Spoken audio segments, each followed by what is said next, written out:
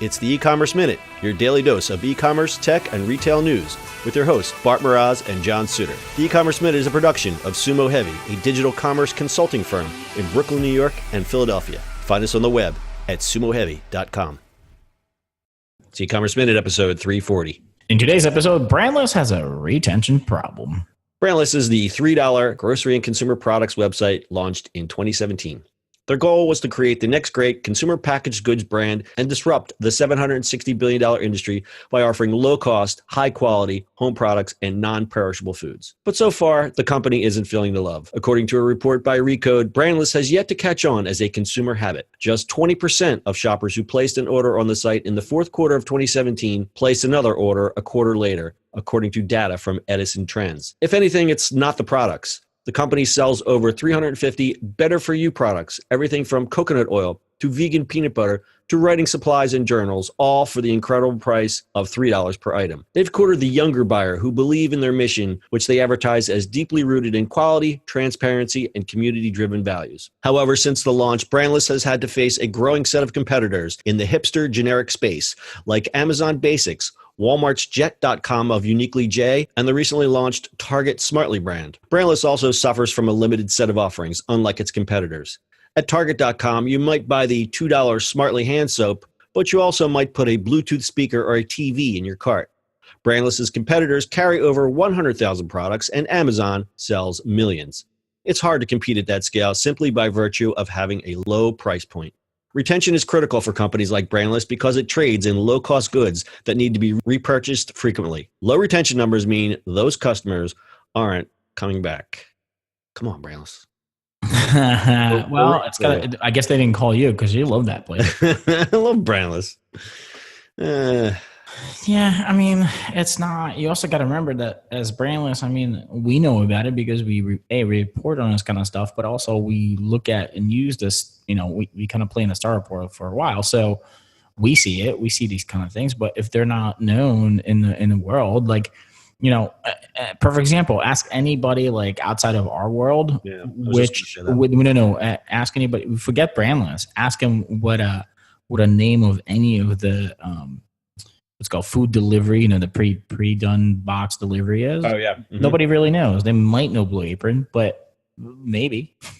These kind of companies target a younger demographic. So my mother is never going to order from Brandless. My neighbor is never going to order from Brandless.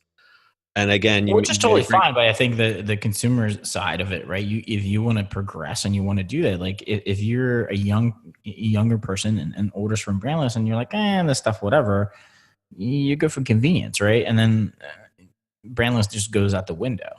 Yeah. And there was one comment that I saw. The Brandless is in the tough position of not being niche enough, but also not being big enough. In comparison, when you look at, their main competitor would be Amazon Basics. Amazon Basics has 1,000 products. Brandless only has 350. So they're competing against that. Right. And my point about the cart, I think that's the thing that's hurting them the most, because when you're doing your shopping, if you look at average cart volume, it's hard to, at $3 a pop, it's hard to get a $40 cart going. Yeah, their average cart volume is average cart size is $34. Thrive Market has a $75 average, and Amazon's cart average is about $37 for these types of products. But the problem is that the customers don't come back. They flit around and they haven't yet made it a habit.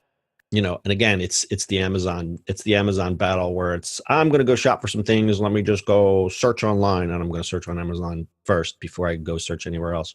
Exactly. And Brandless has to, as much as it's brandless, you still got to put it out there and get it branded, and nobody knows about you. Yeah, it's funny. It's like their whole mission was we were avoiding the brand tax, but if no one knows about you. So they are planning a TV campaign. They have some big money behind them. I mean, they have investments. They got $240 million from SoftBank's Vision Fund.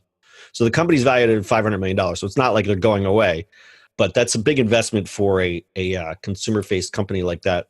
So it's a little risky for SoftBank, but they seem to believe in the company. And they're doing pop-ups. They're doing some marketing. They're doing a TV ad, which I think they really need that. I think they really need to do some advertising, as you said, because people are just not aware of the brand. And it's That's actually kind of a shame. It is, because it's a good product and definitely fun to use. And there's another comparison that I saw, which we keep seeing now, that there's the bricks and clicks, and everyone seems to be migrating back to the bricks and mortar. Like, we have a website, but also come to our store. And I think Brandless could benefit from that, doing more pop-ups, more things like that. And again, just, I know it's kind of like, it's kind of oxymoron. It's like, we're the anti-brand, but come see our pop-up. But I think that's what they're going to need to get more people to come and be more aware of them and make Brandless a habit, because their stuff's great. It's not, it's not like dollar store junk. It's high quality goods. It's non-GMO. It's a lot of stuff's vegan. I mean, it's definitely a niche category, but the stuff's quality. It's not, it's not dollar store junk. Right. They just took out the brand tax, right? Yeah, they took out the brand tax, and I think maybe it's the ads. Maybe the ads just need to be more of an educational thing. Like, here's why it's $3. Not it's $3 because it's a tiny little sample, or it's $3 because it's junk. It's $3 because we're not paying, an advertising agency. We're not paying, anybody to, like, we're not paying to run a brandless blimp. Or they could. That'd be really funny. Brandless blimp. All right. So we'll keep an eye on Brandless because we're a big fan. If you want show notes for the E-commerce Minute podcast, go to ecommerceminute.co. That's your E-commerce Minute for today. We'll see you on the internet tomorrow. That's it for today's show. If you like the show, do us a favor and subscribe, or leave us a review on iTunes. And don't forget, you can now listen to the E-commerce Minute on your Amazon device. Just add E-commerce Minute to your flash briefing. And finally, if you have a comment or suggestion, or just want to say hi, find us on social media @SumoHeavy.